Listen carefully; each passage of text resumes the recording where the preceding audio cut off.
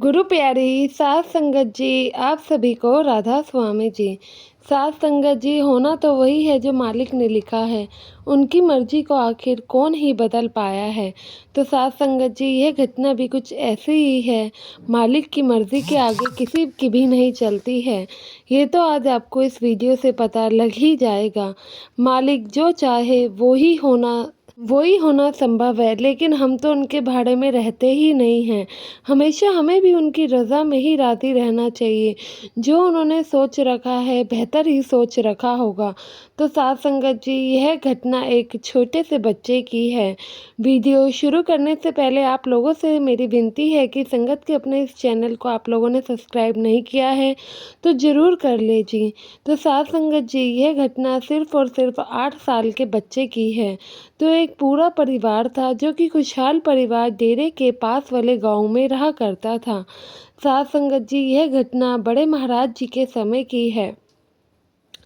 तो साध संगत जी, यह परिवार खुशहाल रहा करता था। सब कुछ सही चल रहा था। पिताजी दिहाड़ी मजदूरी करके अपने 2 बच्चों का पेट पाल रहे थे। तो साध संगत जी, मालिक के आगे तो किसी की भी नहीं चलती है ना। तो अचानक एक एक्सीडेंट में इन बच्चों के पिता की मृत्यु हो जाती है। अब पिताजी का तो काम दिहाड़ी मजदूरी का ही था। तो वह दिहाड़ी मजदूरी करके अपनी बेटी और एक जो बेटा 8 साल का था, उन्हें उस समय पढ़ाई भी करवाया करते थे और घर भी चलाते थे। अब सारी जिम्मेवारी इन बच्चों की माता पे आ जाती है, क्योंकि पेट पालना कोई आसान बात नहीं होती है। 2 बच्चों को संभालना, ऊपर से घर भी संभालना कोई आसान बात थोड़ी ना है। तो साध संगत जी, अब घर में तो कोई कमाने वाला बचा ही नहीं था, ऊपर से बच्चे भी छोटे-छोटे थे। तो यह लड़का 8 साल का था, तो इसकी बहन 5 साल की थी। तो उस समय इसकी माताजी ने काम करने की सोची, क्योंकि घर तो चलाना ही था ना।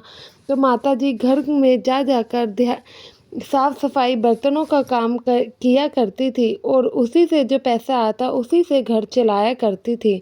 अब साध संगत जी, उनकी माताजी इतना पैसा नहीं कमा पाती थी कि यह दोनों बच्चों को आगे पढ़ाई भी करा सके, क्योंकि घरों में साफ सफाई के आखिर मिलते ही कितने पैसे हैं। लेकिन ये जो लड़का था, उसको पढ़ाई का बड़ा ही शौक था। अब पिताजी जब से गए थे, उसकी तो मानो कि इच्छा ही ख़त्म सी होती जा रही थी। अब पढ़ाई में इतना मन था, लेकिन घर की मजबूरियों के आगे वह पढ़ ही नहीं पाता था। लेकिन इसके पास जो भी अपने स्कूल की पुरानी बुकें थी, वह खोल के बैठ जाया करता था और पढ़ाई में ये काफ़ी, इसका दिमाग भी तेज़ था। स्कूल में काफ़ी अच्छे नंबर भी लाया करता था। अब जो इस पे किताबें थी, ये वही खोल के बैठ जाता और अपने साथ वाले दोस्तों से, जो कि स्कूल में पढ़ा करते थे, उन्हीं से किताबें ले लेके उसी में से पढ़कर गुजारा किया करता। तो इसकी माताजी डेरे सत्संग सुनने और सेवा पर भी जाया करती थी। जब सेवा पर इसकी माताजी जाती तो दोनों ही बच्चों को साथ ही लेकर जाती थी। साथ लेकर जाती थी तो यह जो लड़का था, ये अपनी किताबें भी साथ लेकर जाया करता था, क्योंकि डेरे में सेवा के लिए पूरा दिन बीत जाता था। तो यह लड़का अपनी किताबें साथ लेकर जाता था। तो वहाँ पर यह पहले तो अपनी माताजी के साथ थोड़ी सी सेवा करता, फिर साइड में किताबें लेकर बैठ जाता। तो ये सब सारे सेवादार देखा करते थे और सारे सेवादार इस बच्चे की बहुत ही सराहना करते थे। कहते थे काफ़ी अच्छा लड़का है, इसका कितना पढ़ाई में मन लगता है। तो इसकी माताजी कहती हैं, इसके पढ़ाई में तो बहुत मन लगता है, लेकिन जब से इसके पिताजी गए हैं, मेरी इतनी हालात कहाँ कि मैं इसे आगे की पढ़ाई करा सकूं। इसका तो मन है कि ये बड़े होकर डॉक्टर बने और हमारे लिए कुछ करे, लेकिन मेरी इतनी हैसियत नहीं है कि मैं इसे आगे की पढ़ाई करा सकूं। तो फिर वहाँ पे जो सेवादार थे, वह भी हैरान होते हैं, कहते हैं कि बीवी, तुम ऐसी बातें क्यों करती हो? हम हैं ना, हम लोग मिलकर कुछ इस बच्चे का सोचेंगे, इसको हम लोग आगे की पढ़ाई करवाएंगे। तो साध संगत जी, इतने में वहाँ पे पता लगता है कि बाबा जी सभी सेवादारों को वहाँ दर्शन देने के लिए आने वाले हैं। जब बाबा जी वहाँ पर दर्शन देने आते हैं, तो क्या देखते हैं कि यह लड़का साइड में बैठा किताब निकालकर पढ़ रहा था। बाबा जी इस बच्चे को पढ़ाई करते हुए देखते हैं तो काफ़ी उन्हें अच्छा लगता है। तो बाबा जी इस बच्चे को अपने पास बुलाकर कहते हैं कि बेटा, तुम यहाँ पर भी पढ़ाई कर रहे हो, तो वह कहता है कि हाँ, क्योंकि मैं स्कूल तो जाता नहीं हूँ, ऐसे ही अपने दोस्तों से किताबें लेकर पढ़ लेता हूँ। तो बाबा जी फिर उससे पूछते हैं कि तुम स्कूल क्यों नहीं जाते हो? तो इतने में वहाँ पर उसकी माताजी आती हैं और सारी घटना बताती हैं। कहती हैं कि बाबा जी तुम तो जानी जान हो, आपको तो सब पता ही है।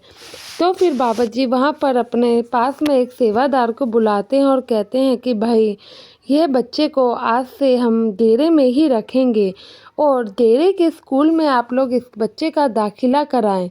इसकी जो भी पढ़ाई का खर्चा है वह सब डेरे वाले ही देखेंगे। जब डेरे में रहने की बच्चे की बात आती है तो माता जी घबरा जाती हैं। तो बाबा जी कहते हैं कि बीबी तुम घबराओ मत, तुम जब मर्जी आके अपने बच्चे से मिल सकती हो।